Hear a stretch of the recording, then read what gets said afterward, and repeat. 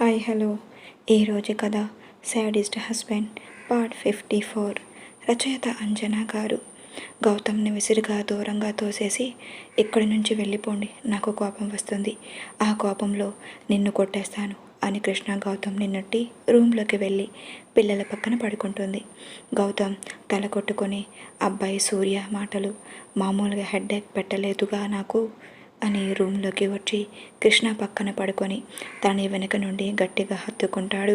కృష్ణ కోపంగా, ఒకసారి చెప్తే అర్థం కాదా మీకు, దూరం జరగండి ప్లీజ్ అని కృష్ణ దూరంగా తోస్తుంటే గౌతమ్ తన మాటలు ఏమీ వినిపించుకోకుండా కృష్ణ భుజం మీద ముద్దు పెడుతూ ఏంటో అంటున్నాం అని గౌతమ్ మాట్లాడుతూ ఉంటే కృష్ణ గొంతు మోగబోతుంది. కృష్ణ మౌనంగా ఉండడం చూసి గౌతమ్, చూడు, నా గతం జరిగిపోయింది, దాని గురించి ఇప్పుడు తలుచుకొని బాధపడి మనం గొడవ పడే కంటే జరిగిన దాన్ని వదిలేసి ప్రశాంతంగా నువ్వు నేను మన పిల్లలతో హ్యాపీగా ఉండాలి. ప్రీతి చేసిన మోసాన్ని ఇప్పటికే నేను తట్టుకోగలిగాను అంటే అది కేవలం నీ వల్లనే. నీ తోడు లేకుండా, నువ్వు లేకుండా ఒక్క క్షణం కూడా నాకు గడవదు కృష్ణ. జరిగిపోయిన దాన్ని వదిలేసి ఇప్పుడు మనం హ్యాపీగా ఉంటున్నాం, అది యాక్సెప్ట్ చేయి ప్లీజ్ కృష్ణ అని గౌతమ్ అంటున్న మాటలు కృష్ణకి బాధగా అనిపించి సారీ అని అంటుంది. అవసరం లేదు, నువ్వు నాకు సారీ చెప్పడం ఏంటి, నేనే నీకు సారీ చెప్పాలి. నీ విషయంలో మూర్ఖత్వంగా ప్రవర్తించాను, ఇక నుంచి ఎప్పుడూ కూడా మన మధ్య దూరం అనేది ఉండకూడదు అని కృష్ణ తనని కౌగిల్లోకి బంధించి నిద్రలోకి జారుకుంటాడు. పావని సాగర్ అరిచిన కోపం గుర్తుకు వచ్చి తన కన్నీళ్లు తుడుచుకొని డోర్ ఓపెన్ చేసి సాగర్ కోసం చూస్తుంది. అక్కడ సాగర్ కనిపించకపోవడంతో కంగారుగా అక్కడ ఇల్లు మొత్తం వెతికిన తనకి సాగర్ ఎక్కడా కనిపించక గార్డెన్లోకి వచ్చి చూస్తోంది. గార్డెన్లో సాగర్ ఒక చోట నిలబడి ఆకాశంలో చందమామని చూస్తూ, ఎందుకు పావని, నీకు నిజం తెలిసి కూడా నువ్వు ఎందుకు నన్ను అర్థం చేసుకోవట్లేదు? ఇంతేనా నువ్వు నన్ను అర్థం చేసుకుంది? నువ్వే కదా నన్ను ప్రాణంలా చూసుకున్నావు, నన్ను ప్రేమించావు, నా ప్రేమని అర్థం చేసుకున్నావు. ఇంకా నీకు అన్నీ తెలిసి నువ్వు నన్ను దూరం పెడితే నేనేం చెయ్యాలి? నేను బ్రతుకుతున్నది నీ కోసం, నువ్వే నన్ను దూరం పెట్టి అర్థం చేసుకోకపోతే నేను ఇంకా ఎవరి కోసం బ్రతకాలి అని సాగర్ ఆలోచనల్లో ఉండగా పావని ఫాస్ట్గా వచ్చి సాగర్ని వెనక నుండి హక్ చేసుకుంటుంది. సడన్గా సాగర్ ముందుకి తుళ్ళిపడడంతో తనని పావని హక్ చేసుకుంది అని అర్థమై మౌనంగా ఉండిపోతే, సారీ, నీ గురించి తెలిసి కూడా ఏదో కోపంలో తప్పుగా మాట్లాడేశాను, నన్ను క్షమించవా అని పావని బాధగా అడిగేసరికి సాగర్ చిన్న నవ్వుతో తనని ముందుకు తిప్పుకొని పావని కన్నీళ్లు తుడిచి, చూడు ఎంతలా ఏడ్చావో, కళ్ళు కూడా ఉబ్బిపోయాయి, ఇంతలా ఎవరైనా ఏడుస్తారా అని సాగర్ పావని కన్నీళ్లను తుడిచి తన గుండెలకు హత్తుకొని, చూడు పావని, ఇప్పుడు ఒకటే చెబుతున్నాను, నేను తెలియక తప్పు చేశాను, నీ ప్రేమ తెలుసుకున్నాక నాకు తప్పు చేయాలన్నా నా మీద నాకే అసహ్యం వేస్తుంది, అర్థం చేసుకో. ఇంకోసారి ప్రీతి టాపిక్ మన మధ్యలోకి రావడం నాకు ఇష్టం లేదు అని సాగర్ చెప్తాడు. సారీ సాగర్, ఇంకెప్పుడు ఇది రిపీట్ చెయ్యను అని పావని అతన్ని గుండెల్లో ఉదిగిపోతే సాగర్ పావని నుదుటి మీద ముద్దు పెట్టుకొని ఐ లవ్ యూ పావని అని చెప్తాడు. పావని కూడా ఐ లవ్ యూ టూ అని ఇద్దరు అలా ఉండిపోతే అమృత సూర్య ఇంకా రాలేదు అని బయటకు వచ్చి వాళ్ళని అలా చూసి అక్కడ ఉండబుద్ధి కాక రూమ్లోకి వెళ్ళిపోయి, ఏమయ్యాడు, మధ్యాహ్నం మనక వెళ్ళాడు, ఇంతవరకు ఇంటికి రాలేదు, ఏమైనా అంటే అబ్బో ఆ యాక్టింగ్కే ఆస్కర్ ఇవ్వాలి, ఆ లెవెల్స్లో పర్ఫార్మెన్స్ చేస్తాడు అని అమృత సూర్యని తిట్టుకుంటూ ఉంటుంది. అర్జున్ సూర్య సంజన వాళ్ళ ఇంటికి వెళ్ళి సంజన అని సూర్య పిలిస్తే రూమ్లో ఏడుస్తూ తన రూమ్ చిందరవందరగా వస్తువులు పడేసి ఏడుస్తున్న సంజన రూమ్ డోర్ ఓపెన్ చేయకపోవడంతో సూర్య, సంజన ప్లీజ్ ఒక్కసారి నేను చెప్పేది విని బయటికి రా, ఇది మన లైఫ్ మ్యాటర్ అని సూర్య చెప్పేసరికి సంజన డోర్ ఓపెన్ చేసి బయటికి వస్తుంది. సూర్య, ఇది మీ ఫ్యామిలీ అందరికీ తెలియాలి అని సూర్య హాల్లోకి వచ్చి అందరినీ ముందే అర్జెంట్ పిలవడంతో సంజన అక్కడ నిలబడుతుంది. చూడు సంజన, ముందుగా నీకు చెప్పే విషయం ఏంటంటే నేను విక్రమ్ కాదు. విక్రమ్ ఒక యాక్సిడెంట్లో చనిపోయాడు. నేను ఒక ఫైర్ యాక్సిడెంట్లో నా ఫేస్ కాలిపోతే అతని ఫేస్ నాకు సర్జరీ చేశారు. ఈ 5 ఇయర్స్లో ఎప్పుడూ కూడా నేను నీతో కలవకపోవడం, నీతో మాట్లాడకపోవడం జరగడానికి కారణం ఏంటంటే ఈ యాక్సిడెంట్లో సూర్య నా పేరు నాకు ఆల్రెడీ పెళ్ళయ్యింది. నా భార్య పేరు అమృత. ఇంట్లో చూసావు కదా, తనను నేను 6 సంవత్సరాలుగా ప్రేమించాను, పెళ్లి చేసుకున్నాను, ఎన్నో కష్టాలు పెట్టాను. తీరా తన ప్రేమ వాల్యూ తెలుసుకొని, తమ ప్రేమ గురించి అర్థం చేసుకొని నా వాళ్ళే నన్ను మోసం చేసి తనని కష్టాలు పెడుతుంటే తెలుసుకొని మేము ఎంతో నరకం పడి ఇప్పటికీ కలుసుకున్నాం. సంజనకి జరిగింది మొత్తం నీకు చెప్తాను అని సూర్య తన లైఫ్లో, అమృత లైఫ్లో వాళ్ళ ఫ్యామిలీ విషయం మొత్తం సంజనకి చెప్తాడు. సంజన అమృత గురించి వింటుంటే నిజంగా తనలా గొప్పగా ఎవరైనా ప్రేమించగలరా అని సంజనకి అనిపిస్తుంది. అంతలా విక్రమ్ని కూడా తను అర్థం చేసుకోలేదేమో. సూర్య విషయంలో అమృత అర్థం చేసుకున్నట్టుగా సంజన ఎప్పుడు విక్రమ్ని అర్థం చేసుకోలేదు. అలా అర్థం చేసుకుంటే విక్రమ్ చనిపోయాడు అన్న విషయం తనకి తెలిసే ఉండేది అని తన మనసుకి అనిపిస్తుంటే సంజన ఇప్పుడు నేను ఏం చెయ్యాలి అని బాధగా అడుగుతుంది. నువ్వు సంజయ్ని యాక్సెప్ట్ చేయాలి. ఈ పెళ్ళికి నువ్వు ఒప్పుకోవాలి సంజన. నీకు ఇంకొక విషయం తెలుసా, సంజయ్కి నిన్ను పెళ్లి చేసుకోవడం ఇష్టం లేదు. కేవలం నేను చెప్పాను నిన్ను పెళ్లి చేసుకోమని అని ఒకే కారణంతో వాడు నిన్ను పెళ్లి చేసుకోవడానికి ఇష్టపడ్డాడు. వాడి ఫ్రెండ్షిప్ నాకు పరిచయమై 5 సంవత్సరాలు అయ్యింది. కానీ విక్రమ్తో కొన్ని సంవత్సరాల నుంచి వాడి ఫ్రెండ్షిప్ ఉంది. అలాంటిది నేను ఒక్క మాట చెప్తే సంజయ్ ఒప్పుకున్నాడు. మరి నువ్వు నా కోసం ఒప్పుకుంటావా అని సూర్య అడుగుతాడు. సంజన కొంచెంసేపు ఆలోచించి ఒప్పుకుంటాను. మీ ప్రేమ కోసం మీరు అమృత ఎప్పుడు హ్యాపీగా ఉండాలి. నేను మీ ప్రేమకి అడ్డురాను. కానీ సంజయ్ని భర్తగా యాక్సెప్ట్ చేయడానికి నాకు కొంచెం టైం పడుతుంది. అప్పటి వరకు పెళ్ళి అయితే చేసుకుంటాము, కానీ మాకు కొంత సమయం కావాలి అని సంజన సూర్యని రిక్వెస్ట్ చేసేసరికి Surya thank you Sanjana, thank you so much అని చెప్పి సరే ఈ విషయం నేను సంజయ్కి చెప్తాను. నువ్వు వాడితో మాట్లాడిన తీరుకి వాడు చాలా బాధపడుతున్నాడు అని సూర్య చెప్పి అందరి వైపు చూసి నేను వెళ్ళొస్తాను.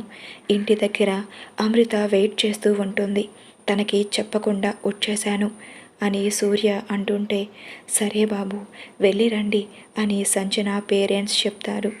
సూర్య వెళ్తున్న వాడిని ఒక్క నిమిషం విక్రమ్ అని తడబడుతూ సూర్య గారు ఒక్కసారి నన్ను అమృతతో కల్పిస్తారా, తనతో మాట్లాడాలి అని ఉంది నాకు అని సంజన అడుగుతుంది.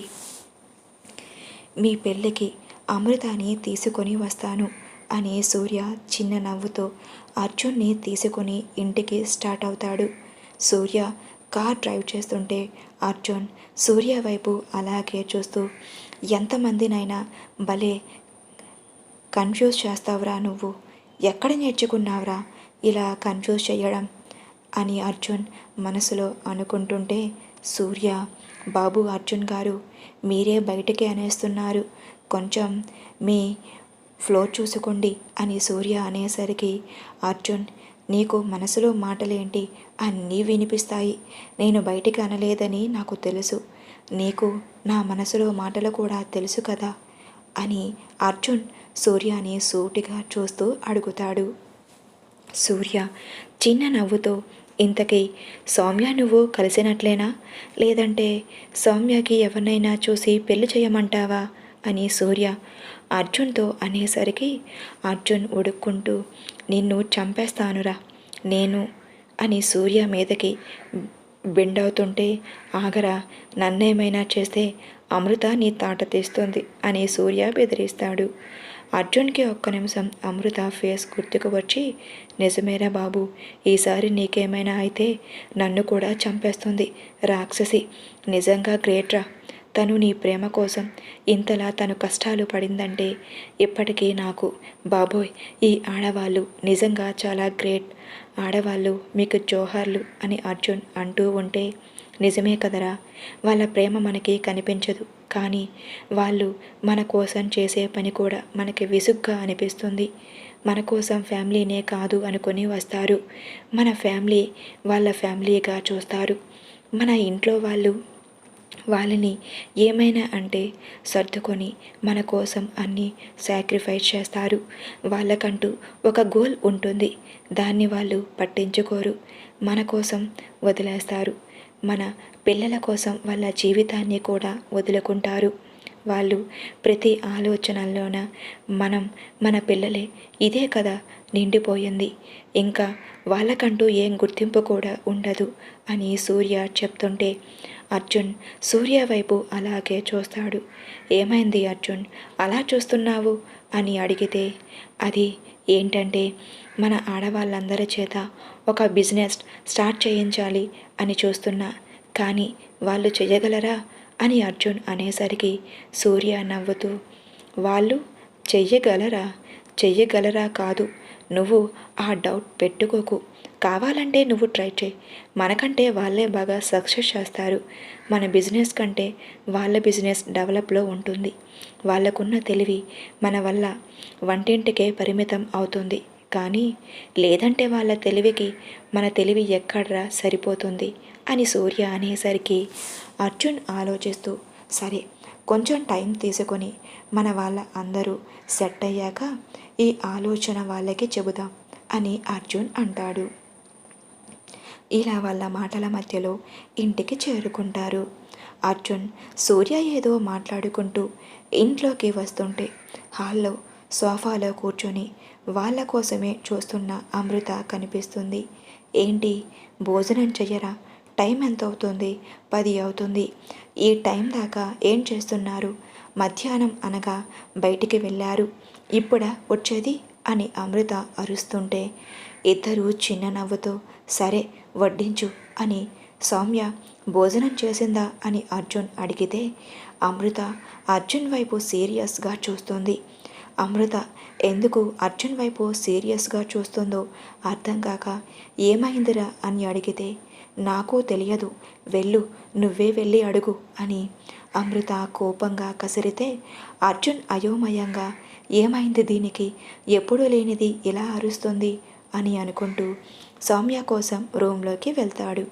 అమృత అర్జున్ వెళ్ళిపోయాక నవ్వుతూ, హాయ్ సూర్య, ఈ టైం దాకా ఏం చేస్తున్నావు బయట, నీకోసం నేను వెయిట్ చేశా అని కూడా నీకు గుర్తు ఉండదా అని అమృత కసురుతూ ఉంటే, సూర్య చుట్టూ చూస్తూ అక్కడ ఎవరూ లేకపోవడంతో అమృతాని ఎత్తుకొని రూమ్లోకి తీసుకొని వచ్చి డోర్ క్లోజ్ చేసి, ఏంటి మేడం ఫైర్ మీద ఉన్నారు, అర్జున్ మీద అని అడుగుతాడు.